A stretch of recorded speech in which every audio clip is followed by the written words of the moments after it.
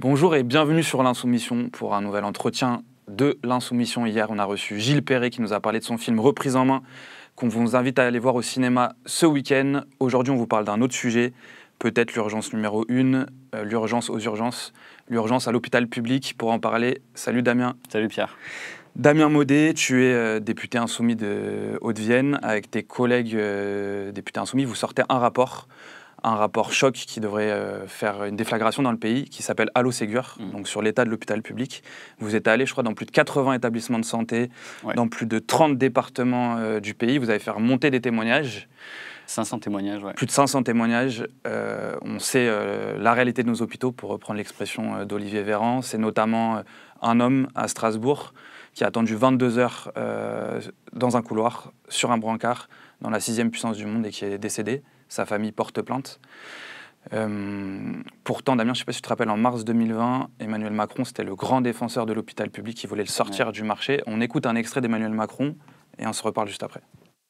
Ce que révèle d'ores et déjà cette pandémie, c'est que la santé gratuite, sans condition de revenus, de parcours ou de profession, notre État-providence, ne sont pas des coûts ou des charges, mais des biens précieux, des atouts indispensables quand le destin frappe. Ce que révèle cette pandémie, c'est qu'il est des biens et des services qui doivent être placés en dehors des lois du marché.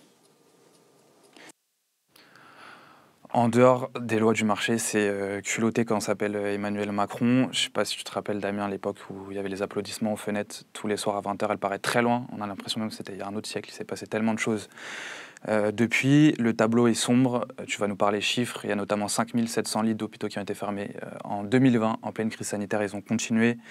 Il y a 2 soignants sur 3 qui ont un risque de burn-out dans le pays. 25% des soignants qui ont des pensées suicidaires. Il y a 22 millions de Français qui vivent dans des déserts médicaux dans le pays. Il y avait une banderole de soignants qui disait, avant même l'arrivée du Covid, vous comptez les sous, on comptera les morts. On y est. On parlait du patient à Strasbourg. La réponse, ça a été le mépris de classe à l'Assemblée. Caroline Fiat, qui est vice-présidente de l'Assemblée nationale, qui est la première aide-soignante à avoir été élue députée dans l'histoire, qui était traitée de députée Bac-2. Voilà le mépris pour nos soignants à l'Assemblée. La réponse, ça a été le 49.3. Là, tu vas nous en parler aussi, qui vient de passer pour faire passer de manière forcée le budget austéritaire.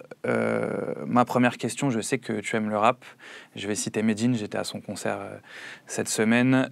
Si j'étais soignant, je serais déjà radicalisé. Comment rester sage, vu l'image de l'hôpital qu'on nous propose, Damien ? En fait, ce qui est rageant, c'est sûr, c'est que nous, on est à l'Assemblée nationale déjà. Enfin, on a vu le rapport donc, avec Nathalie Oziol, qui est la co-chef de file sur l'opération, les 30 autres députés avec qui on est allé dans les urgences partout. Et tu vois cette espèce de crise et des gens qui sont résignés, qui n'en peuvent plus, en fait, qui passent leur temps à se battre pour notre pays et qui voilà, sont à bout. Et quand tu vas dans l'Assemblée nationale, tu as l'impression presque que ce que tu dis est faux, quoi. T'as des gens qui, en fait, en toute politesse, toute gentillesse, toute sympathie, alors bon, ça c'est gentillesse, sauf quand tu commences à citer des vrais témoignages, et là ils se mettent à hurler. C'est ce que j'ai pu voir hier quand je faisais le discours à François Braun, le ministre de la Santé. Mais sinon, tu as des gens qui, en fait, d'un coup de trait, d'un coup de stylo, là, sur le projet de loi de financement de la Sécu, veulent économiser 3 milliards d'euros sur l'hôpital. Tu dis c'est ça en toute gentillesse qu'ils veulent faire. Voilà, c'est ça, en des toute économies sympathie, avec le sourire. Sans crier, sans hurler, ils nous disent qu'il ne faudrait pas dénigrer l'hôpital, mais eux, de l'autre côté, ils arrivent à signer comme ça un budget où ils économisent 3 milliards d'euros sur l'hôpital.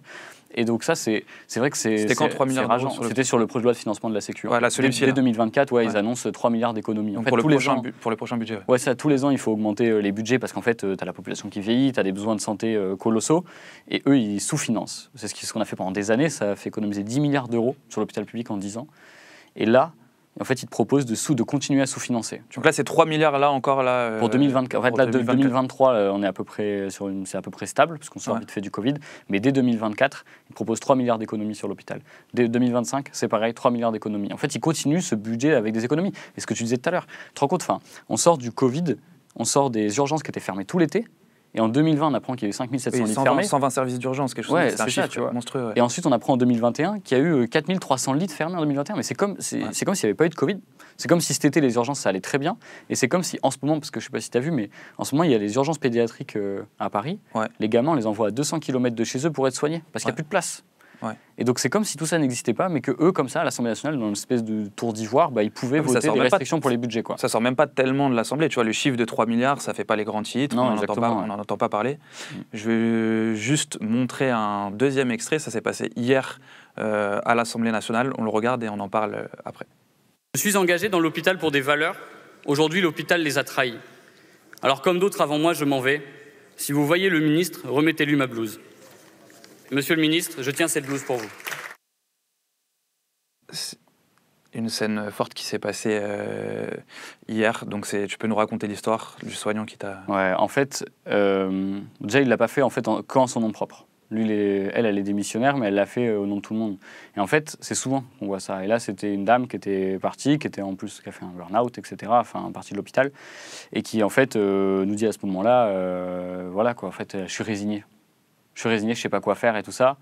Et d'ailleurs, nous, on lui dit, qu'est-ce qu'on peut faire? Et elle nous dit, je sais pas, vous avez qu'à lui filer ma blouse. Et en fait, après, on s'est arrangé, elle nous l'a filée. Et nous, on a voulu la donner au ministre.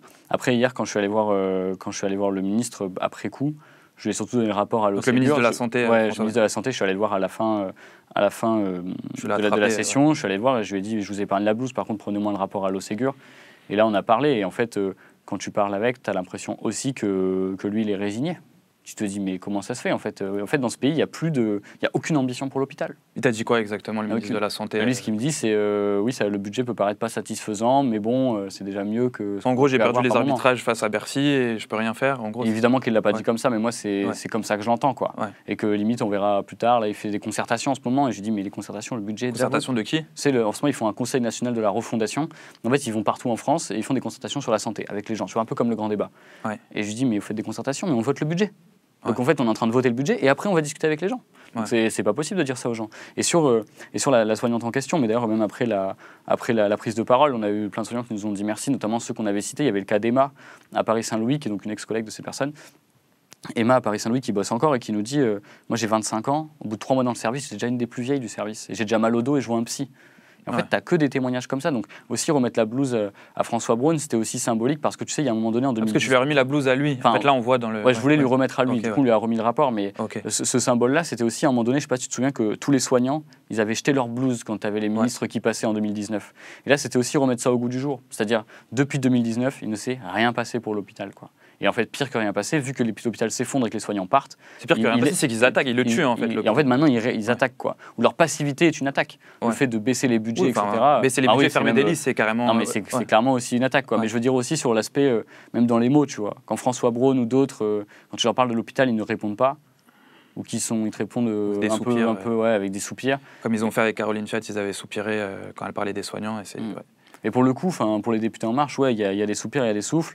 Pour ce qui est du ministre de la Santé, tu as vraiment l'impression qu'il a perdu ses arbitrages, quoi. Et qu'en fait, Emmanuel Macron n'a aucun cap pour l'hôpital et que le seul but, en fait, c'est de continuer à ce qu'il se détruise. Et puis, tu auras les hôpitaux privés qui vont venir prendre le marché et tu auras l'hôpital public qui sera l'hospice, en gros, pour les plus pauvres, quoi. On va parler donc du rapport qui s'appelle Allo Ségur. Donc, vous avez sorti mercredi, c'était avant le 49.3. Dans la partie 1 qui s'appelle Autopsie, c'est un autre album de rap qui s'appelle comme ça, vous remontez des années 70 jusqu'à Emmanuel Macron. Il y a plusieurs lois en fait que vous ciblez comme les causes de ce qui se passe aujourd'hui à l'hôpital, son effondrement. Est-ce que tu peux nous présenter une de ces lois qui est particulièrement dévastatrice pour l'hôpital? En fait, on a l'impression, comment ça a été construit quand tu regardes maintenant ça de loin, que tu as eu plein d'outils qui ont été mis à disposition des différents gouvernements pour tailler l'hôpital. Et que maintenant on est un peu au point culminant où c'est bon, là c'est en train de s'effondrer parce qu'ils utilisent tous les outils. T'en as deux, il y en a un, c'est l'ONDAM, c'est super technique pour les gens, mais en gros c'est Objectif national des dépenses d'assurance maladie, c'est tous les ans tu dois définir combien tu vas mettre d'argent. Et c'est ça, en fait, où tous les ans en fait ils mettent pas assez. Et du coup ils font des économies sur l'hôpital. Et ça c'était un des premiers outils pour cadrer les dépenses. Tu peux expliquer juste ce que c'est l'ONDAM, parce que je pense que personne ne connaît. C'est ça, c'est Objectif national des dépenses d'assurance maladie. Mais c'est quoi du coup, c'est une institution? Non, en gros c'est un objet, c'est dans la loi de financement de la Sécu, tu fixes un objectif de dépenses. Tu dis je vais dépenser, là c'est ce qu'ils ont dit, 2024, que 2,4% de plus que la dernière fois. Or, il faudrait augmenter de 4% de plus. Et en fait, en disant je ne fais que 2,4, ils savent qu'ils s'économisent 4 milliards, enfin 3-4 milliards d'euros.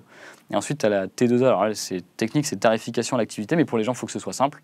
Quand vous vous faites opérer, la sécurité sociale fixe un prix à chaque opération Et ensuite, elle rembourse les hôpitaux. Vous accouchez, j'en sais rien, vous accouchez, ça coûte pour l'hôpital, s'il fait des accouchements, ça lui rapporte tant d'argent. Chaque acte est tarifé, en fait. Ouais. Et ça tue les hôpitaux, parce que tu as même des fois des hôpitaux qui vont chercher à arnaquer un peu la sécu, à faire de plus en plus d'actes qui rapportent du fric. Et aussi, des fois, à essayer, je sais pas moi, vous venez pour une main cassée, ils vont dire, on va faire le scanner, on va faire la radio, on va faire le plâtre, et ça se facture, en fait, c'est des lignes de facture. Et en fait, il y a une relation toxique qui se fait entre la sécurité sociale qui rembourse et les hôpitaux, quoi. En fait, on oublie ça, on en parlait justement avec Gilles Perret hier de ça, donc il lui a fait un film qui s'appelle La Sociale, donc sur la très bon sécurité sociale, et sur Ambroise Croizat, donc qui est à l'origine de sa création en France. Et en fait, il disait, mais on oublie même qu'on va à la pharmacie, toi et moi, et qu'on met notre carte, en fait, c'est gratuit. Mais derrière tout ça, ça représente de l'oseille. Ils sont en train de faire des économies sur ça. Est-ce que tu peux nous donner un peu des chiffres? Tu disais 10 milliards tout à l'heure. Un peu des chiffres qu'il y a dans le rapport pour qu'on se représente un peu l'ampleur des dégâts. L'ampleur des dégâts, moi je pense qu'elle doit être quand même sur... Bon, les lits, c'est un bon indicateur. En fait, quand tu dis que Emmanuel Macron, il a fermé 21 000 lits d'hospitalisation. 21 000 lits. C'est 2 fois plus que ce qu'avait fait François Hollande. Il n'est pas encore au niveau de Sarkozy, mais je pense qu'il va l'atteindre bientôt. Ça veut dire que ça, c'est des dégâts, parce que fermer des lits, c'est pas juste fermer des lits. Ça veut aussi dire que c'est des opérations qui sont repoussées. C'est parce qu'en fait, maintenant, on ferme des lits même parce qu'il n'y a plus assez de soignants. Donc, fermeture de lits, plus assez de soignants, c'est des opérations qui sont repoussées. C'est des gens qui doivent aller, je sais pas moi, le lendemain pour une chimio à l'hôpital avec un stress immense, tu imagines bien. Et on les appelle la veille et on leur dit, désolé, en fait, on va décaler. Donc, c'est des gens qui sont dans un stress immense. Des fois, c'est aussi des gens dont on ne peut pas s'occuper. On ne peut pas détecter aussi, j'imagine, parce que si c'est blindé, si c'est pris avec retard. Tu as aussi des gens qui attendent des heures sur des brancards. C'est ce que tu racontais pour Strasbourg. Mais ça, c'est un truc qu'on a beaucoup entendu quand même. Et d'ailleurs, même une fois à Orléans, quand on y était, on était aux urgences. Il y a un médecin qui vient nous voir et qui nous explique. Il nous dit, vous voulez un exemple en direct? Écoutez. Et là, il y a une femme qui est en train de décéder, en fait, pas loin de nous. Et il nous dit, on n'aurait rien pu faire. Mais vu qu'on n'est pas assez, enfin, si on avait été assez, on aurait au moins pu la mettre dans une chambre qui meurt dignement. Et pas devant tout le monde. Mais on n'est pas assez pour le faire. Donc ça, c'est un exemple criant. Et après, les autres exemples, en gros, le calcul, nous, sous Emmanuel Macron, je crois qu'on est à 7-8 milliards d'euros d'économie sur son premier quinquennat. Et là, avec son austérité, en fait, qu'il promet, mais pour austérité, pour les gens, pour bien comprendre, c'est qu'en fait, là, il promet de faire encore plus d'économies. Et donc, on parle de 3 milliards en 2024. Bah ouais. Ça veut dire quand tu fais des économies, ça veut dire fermer des lits. Ça veut dire pas augmenter le salaire des soignants suffisamment. C'est pas améliorer les conditions de travail. C'est pas retaper les hôpitaux parce que tu as des hôpitaux qui sont dans un état. Moi, c'est ça. Pour ça, c'était une des découvertes d'Allo Ségur. C'est des hôpitaux qui sont dans un état où tu as des mecs. C'est Christophe Prudhomme. Tu vois, je sais pas si tout le monde voit qui c'est, mais allez regarder. C'est un urgentiste. Qui passe souvent sur l'Insoumission. En Seine-Saint-Denis, il faut vraiment aller voir ce qu'il fait, qui m'explique. Il finit sa garde, il n'y a pas d'eau chaude dans la douche. Il n'y a pas d'eau chaude dans la douche. Tu as des soignants à Bordeaux qui me racontent qu'il y a des cafards dans l'hôpital. Tellement dans l'état de désastre. Tu parles de Bordeaux, je ne sais pas si tu te rappelles du scandale à Bordeaux, là, des urgences qui étaient carrément mis dehors, carrément parce qu'ils n'avaient plus de place à l'intérieur. Comment, avec tout ce que tu vois, toi, donc tu es allé sur le terrain, je crois, notamment à Limoges, mais vous êtes répartis sur le territoire, on disait 80 établissements de santé dans 30 départements. Comment, quand vous revenez, parce que la stratégie, je crois, c'est un peu un pied dedans, un pied dehors, comment, quand vous revenez à l'Assemblée, vous arrivez à parler calmement aux macronistes, sachant que vous voyez les conséquences de l'austérité. L'austérité, ça peut paraître vague et des mots d'économie pour ceux qui nous écoutent, mais ça a des traductions, ce que tu disais, tu as entendu quelqu'un partir. Voilà. Comment tu arrives à rester calme et à débattre calmement avec les macronistes après ça? En vrai, on a quand même, si on veut être honnête, on a un peu de mal à rester calme. Et le débat ne dure pas longtemps, puisqu'à la fin, il nous colle un 49.3 pour éviter tout débat. Mais en tout cas, on sait qu'on doit porter aussi moi, je pense que le plus important, c'est de porter les témoignages qu'on a eus avec dignité dans l'Assemblée. C'est essayer de les porter. Tu vois, quand tu expliques à François Braun le cas à Orléans, il n'est pas fier. Et c'est comment tu arrives à porter ça avec dignité, parce que, en fait, à l'Assemblée, les macronistes sont tellement pris dans leur idéologie de faire des économies que tu as l'impression que tu leur ramènes la réalité. Tu ne pourras pas les convaincre. Nous, maintenant, le but, c'est que les discours, ce qu'on va relayer des soignants, ça puisse sortir de l'hémicycle et que ça puisse être entendu par toutes et tous. Et d'ailleurs, un des plus grands combats, pour moi, le Covid, ça a été un moment de souffrance, mais ça a été un moment d'espoir pour les soignants. Ils pensaient que ça pouvait changer. Sauf que ça n'a pas changé. Et il y a eu une résignation ensuite, et j'espère que les grèves qu'on a en ce moment, tu vois, le mouvement social, il y avait un gars la dernière fois à la marche du 16 octobre, un mec de la CGT cheminot qui disait sur le camion, il disait... En fait, là, c'est le moment où on reprend confiance, on reprend espoir. Mais moi, j'espère qu'avec ces grèves, ces marches, le fait qu'à l'Assemblée, on mette ça en avant, que pour les soignants, ils vont aussi reprendre confiance et qu'ils vont essayer de se bagarrer. Mais je sais que c'est pas simple. Tu vois, ce matin, je recevais encore un message de quelqu'un de Saint-Louis, parce que l'image qu'il y a derrière toi, quand c'était à Saint-Louis, l'hôpital Saint-Louis à Paris qui était en grève. Et donc, quelqu'un de Saint-Louis qui m'envoie ce matin et qui me dit merci pour le discours d'hier. Mais voilà, notre grève qu'on a pu faire, 11 jours, n'a servi à rien. Et maintenant, c'est pire dans le service. Et là, tu dis, bon, comment on fait? Donc nous, notre discours, c'est pas tant pour les macronistes que pour essayer de perforer et de faire en sorte aussi que les usagers se saisissent de la question. Parce que les gens qui attendent 27 heures, 75 heures, tu te rappelles de c'est Madeleine Riffaut, la résistante qui a attendu, je crois, plus de 80 heures dans les couloirs de Paris, qui a eu accès à la presse et qui a fait un témoignage, c'est passé partout, et qui disait même en substance, moi j'ai accès à la presse, heureusement, mais tous ceux qui en fait attendent et ne peuvent rien dire, nous on doit aussi se faire écho des usagers. Pour dire aujourd'hui, comment ça se fait que dans ce pays, t'attends 70 heures dans les couloirs aux urgences. Enfin, t'imagines. Enfin, tous les deux, on a le même âge. Quand on est né en France, on avait le meilleur système de santé du monde. Aujourd'hui, c'est le système de santé, on attend 70 heures dans les couloirs des urgences, quoi. Dans la deuxième partie du rapport, vous préconisez des solutions sur le moyen terme et le long terme. Est-ce que tu veux nous en présenter certaines ? Complètement, ouais. Bon, déjà, à court terme, pour moi, d'une part, il faut améliorer les conditions de travail des soignants, et ça passe par deux choses. La première, c'est comment tu les fais venir. Je pense que tu les feras venir dans un premier temps aussi avec la question du salaire. Tu vois, pendant l'été, ils ont majoré les heures sup à fond. Moi, je pense que c'est pas du tout la bonne solution de majorer les heures sup dans le sens où les gens ne devraient pas avoir à faire des heures sup et à s'user la santé pour que l'hôpital tourne alors qu'ils sont déjà en burn-out. Mais ça veut quand même dire que voilà, si tu payes les gens dignement déjà, ils peuvent se dire j'y vais quoi. Mais ça peut pas être la solution de fin. C'est-à-dire que tu les fais venir avec un meilleur salaire, un salaire. En gros, les syndicats ils parlent de 300 € de plus. Moi, je pense qu'il faut aller vers ça. Et par contre, à côté, il faut installer un système à court terme. Il faut reconnaître la pénibilité, que ça compte pour la retraite, mais il faut aussi reconnaître la pénibilité dans le métier. Du coup, même valoriser certaines heures, le week-end, la nuit, etc. Donc ça, c'est les premiers trucs qui sont à court terme. Une retraite peut-être plus jeune pour les soignants. Moi, je pense que ça pourrait être typiquement ce genre de choses. Alors après, on va dire, mais déjà qu'il n'y en a pas assez, si tu mets la retraite plus tôt, mais en fait, c'est qu'il y en a beaucoup qui sont partis. Donc déjà, si tu arrives à les faire revenir, c'est déjà qui restent déjà. Et en fait, in fine, après, il faut des ratios. Tu vois, c'est-à-dire qu'il te faut un certain nombre de malades maximum par soignant. En France, c'est un soignant, 13 malades, t'imagines ? Et alors après, ça dépend. Et ça monte même dans les EHPAD, c'est 1 pour. C'est énorme, donc ça dépend après des services, etc. Mais la moyenne, c'est 1 pour 13. Et alors, il y en a qui vont dire, mais si tu mets des ratios, tu vois, si tu as un nombre max de malades par soignant, du coup, on va fermer tous les services. Déjà, les services, ils ferment déjà. Mais il faut aussi dire aux gens que ça peut permettre au moins de se dire, non, on t'ouvre pas. T'ouvres pas les lits comme ça de manière désorganisée. En fait, tu peux pas dire à un soignant qui décide de revenir, maintenant tu vas te taper tous les lits, quoi. Non, il faut des ratios, il faut de l'encadrement et qu'on pense au bien-être des soignants aussi. Et après, ça va être même plus à long terme. C'est une fois que tu as recruté beaucoup de soignants que tu réouvres tes services progressivement. Après, tu vois, quand Macron il disait il faut sortir l'hôpital de loi du marché, c'est ce que j'expliquais tout à l'heure avec l'histoire de la tarification des actes et tout. Ça, il faut en sortir, quoi. Ça, c'est ce qui finance majoritairement l'hôpital. Il faut que ce soit plus majoritaire, quoi. Il faut que l'hôpital soit financé par les besoins et pas par une tarification des actes. Et après, quand même, une des solutions de court terme, mais qui est banale, mais je te disais tout à l'heure, là, ils font 3 milliards d'économies sur l'hopital tous les ans, à partir de 2024. Non. En fait, maintenant, il faut remettre l'argent autant qu'il le faudra. Il faut en remettre, tu vois. Maintenant, ils te disent, oui, mais c'est déjà mieux qu'avant. Mais en fait, ça ne suffit pas. En fait, on en voit d'effondrement. Les mecs, ils font 3 milliards d'économies au lieu de 5 de ce qui pouvait être fait avant. Non, ça suffit pas. Donc maintenant, il faut juste remettre le pognon, quoi. En parlant de pognon, le rapport s'appelle Allo Ségur. Il y a une augmentation de salaire par le Ségur de la Santé. Est-ce que tu peux nous parler un peu de cette augmentation et montrer à quel point, notamment, je crois que les infirmières aujourd'hui sont toujours parmi les plus mal payées de l'OCDE. Est-ce que tu peux nous parler un peu de salaire ? Sur les salaires, 1 500 € le salaire de départ je l'ai plus en tête, mais ça doit être dans ces eaux-là, en tout cas. Je crois que c'est en 1006, quelque chose comme ça, et l'évolution est assez courte, mais est assez faible. Mais en fait, sur le Ségur de la santé, surtout ce qu'il faut dire, parce que c'est toujours ce qu'ils vont dire. Ils disent oui, mais on a fait le Ségur. Déjà, hier, il y avait. Il y a des exclus du Ségur aussi, déjà. Il y a des exclus du Ségur. Alors, du coup, ça, c'est plus dans les centres départementaux, mais tu as aussi des gens de la fonction publique hospitalière qui travaillent dans les centres départementaux qui n'ont pas le Ségur. C'est pas les soignants directement, mais c'est les administratifs, c'est ceux qui font aussi tourner les services, et eux, il faut les rémunérer. Parce que, tu vois, sur le Ségur, hier, justement, Attal, il disait mais on a fait le Ségur. Et tu as Pierre Dharréville, du coup, qui est un collègue communiste, qui dit mais attendez, le Ségur, vous l'avez pas fait, c'était pas un cadeau. Vous n'avez pas eu le choix.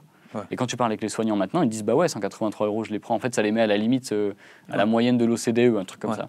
Mais ça suffit pas. Je veux dire, si tu mets 183 € mais que tu as continué à s'effondrer, d'ailleurs les chiffres sont là. Quand tu fais le Ségur de la santé en 2020 et qu'en octobre 2021, tu as le conseil scientifique qui dit il y a 20% des lits qui sont fermés faute de personnel, c'est bien que ton Ségur, il n'a pas suffi. C'est ça qu'il faut dire et qu'il faut répéter aussi, c'est qu'il n'y a pas seulement, il y a la fermeture des lits, mais il y a aussi des lits qui ferment faute de personnel. Mais en fait, maintenant, c'est ça la norme, quoi. C'est-à-dire que même le gouvernement aurait presque plus besoin de fermer des lits venant de haut. Il a juste à dire, en fait, il a juste à rien, à le faire son laisser-faire. Et tu as des lits qui ferment parce qu'en fait, il n'y a plus de personnel. Et justement, du coup, sur le Ségur, et d'ailleurs, ce que nous disent les soignants, c'est que pour eux, ils ont l'impression que ça a été un solde de tout compte, quoi. C'est 183 €, maintenant fermez-la et lâchez-nous. Et en fait, ça n'a pas suffi. Et Emmanuel Macron disait on est en guerre. Enfin, je veux dire, si on était en guerre et que les soignants étaient nos soldats, qui peut imaginer qu'à un moment donné, si t'es en guerre, à ta frontière, t'as des soldats qui partent en disant on n'en peut plus, et que tu puisses dire bon bah ok, on laisse tomber. Là, c'est pas possible de penser comme ça. C'est-à-dire que s'ils partent, c'est de la désertion. C'est ça. S'ils partent, c'est une désertion parce qu'ils en peuvent plus quoi. Ouais. Donc s'ils partent, il faut que tu mettes désertion, moi du gouvernement, je disais du gouvernement. Ah oui, c'est le gouvernement qui déserte. Qui ferme les yeux. Et Exactement. Donc s'ils partent, il faut absolument tout faire pour les rattraper quoi. J'ai pris des mots dans le rapport, ce que vous avez fait remonter donc, dans les témoignages. Épuisé, pression, dépression, burn-out, craqué, au bord de la démission, mépris, pas reconnu, catastrophe, maltraitance, faire du chiffre, travail bâclé. Le dernier mot, travail bâclé, c'est vraiment ça. C'est aussi le sentiment de ne pas pouvoir faire son travail bien. Et c'est aussi pour ça, j'imagine qu'il y en a beaucoup qui... Ouais, c'est la perte de sens. C'est la perte de sens. C'est la perte de sens, c'est terrible parce que en fait, c'est des gens qui aiment leur boulot. Là, il y avait un gars, il s'appelle Stéphane, il est en service gériatrie, je crois, à Limoges. Et lui, il adore son boulot. D'ailleurs, c'est un ancien de l'usine GMS, enfin, petite anecdote, du coup, c'était une boîte qui s'était beaucoup battue. Et lui, il est en service gériatrie à Limoges. Et en gros, ce qu'il m'explique, c'est il me dit, mais moi, j'adore mon boulot. Vraiment, j'adore ce que je fais. J'adore discuter avec les gens. Mais je passe ma journée à m'excuser parce que j'ai pas le temps de bien faire, quoi. Enfin, tu passes sa journée à s'excuser parce qu'en fait, on lui donne pas les moyens de faire son boulot correctement. Ouais. Et ça, je pense que c'est le plus grave. Et d'ailleurs, il y avait des rapports qui étaient sortis même sur les burn-out. En vérité, il y a le surmenage. Ouais. Mais il y a aussi la perte de sens. Quand tu es surmené, mais qu'en plus tu peux pas t'occuper correctement des gens, enfin, tu vois, l'exemple d'Orléans, quand ton boulot c'est de rendre dignité aux gens quand ils partent et qu'en fait tu peux presque pas le faire et que tu dois les laisser dans les couloirs, enfin, c'est incroyable. Enfin, c'est incroyable et c'est complètement, c'est triste, mais c'est un euphémisme, quoi. En fait, comment tu peux vivre comme ça? Il y a ça, donc là on a beaucoup parlé de l'hôpital, je crois que vous avez les établissements de santé, pas seulement l'hôpital, mais il y a aussi les déserts médicaux qui est un très gros sujet, 22 millions de Français qui vivent dans un désert médical. C'est un autre sujet aussi du rapport, j'imagine, le fait qu'il n'y ait même plus de gens tout simplement pour soigner. Ouais, bah, sur les déserts médicaux, nous il y a un focus dans le rapport, parce qu'en fait on traite l'hôpital, mais du coup tout ce qui est aussi un peu à côté, et ce qui compte, parce que tu vois, François Braun sur les déserts médicaux, donc le ministre de la Santé, lui sur France Inter, je me souviens d'un moment quand il fait fermer les urgences, qu'il explique qu'on va fonctionner en mode dégradé, donc restrictions et tout, il dit non mais les gens il faut qu'ils aillent voir leur généraliste et qu'ils arrêtent d'aller aux urgences. Mais en fait la France c'est pas le 7e arrondissement de Paris. Et c'est ce que tu disais toi, c'est-à-dire que dans ce pays, il y a 11% de Français, je crois, qui n'ont même pas de médecin traitant, dont dedans, il y a 600 000, 700 000 personnes qui ont des affections de longue durée, donc des maladies chroniques, donc qui ont besoin d'être suivies. Et donc, moi, je reprends l'exemple d'Orléans, parce que c'est vrai que c'était assez criant, mais Orléans, où je suis allé, c'est la pire ville de plus de 100 000 habitants en termes de densité, en termes de démographie médicale. Bref, c'est là où il y a le moins de médecins traitants par rapport au nombre d'habitants, à peu près. Et les gens me racontaient, les urgentistes, ils me disent, mais quand les gens viennent aux urgences, et qu'on leur dit non, on leur dit aller voir le médecin généraliste, dans le fond, on sait qu'il y a peu de chances qu'ils aient un rendez-vous chez le médecin généraliste. Donc on leur dit juste partez. Et même quand ils vont à la clinique privée, si tu as la CMU, donc si tu n'as pas la bonne mutuelle, ils te refoulent et les gens retournent aux urgences en disant je n'ai pas de rendez-vous chez le médecin généraliste. Donc dire oui, il ne faut pas que les gens aillent à l'hôpital pour la bobologie, donc aller voir les médecins traitants, c'est complètement nier le fait qu'aujourd'hui dans ce pays, il n'y a plus assez de médecins traitants. Et ça, c'est 20 ans de laisser faire. Pendant 20 ans, tout le monde alertait en disant on va avoir un problème de démographie médicale. Et maintenant, on y est, quoi. Pour finir sur une note plus positive, il y a une très bonne nouvelle cette semaine. Je ne sais pas si tu as vu, Karim Benzema a eu le Ballon d'Or. Ah ouais, c'est la seule bonne nouvelle de la semaine. C'est la seule bonne nouvelle. Avec la sortie du film de Gilles aussi. Il y a Annie Arnaud, voilà, et j'allais dire, il y a la sortie du film de Gilles Perret, puisque l'entretien va être diffusé là ce vendredi à 18h pour vous inviter à aller le voir et à suivre le travail de nos députés insoumis, de ce que tu fais, et à continuer à essayer de faire sortir tout ça de l'Assemblée, à faire remonter des témoignages. On en a passé sur l'insoumission, on va essayer de continuer à faire passer des témoignages de soignants et à continuer le combat. Merci beaucoup d'être venu. Merci à toi, merci pour la mise en lumière et surtout, voilà, allez voir le film de Gilles Perret, reprise en main, qui je pense, en vrai dans la période, donne beaucoup d'espoir à mon avis, et donne envie de se battre. Et je pense qu'on a besoin d'espoir aussi. Merci beaucoup. Merci beaucoup. Allez suivre les réseaux sociaux de Damien Maudet et abonnez-vous à l'insoumission. À la prochaine. Salut. C'était bien. C'était dense.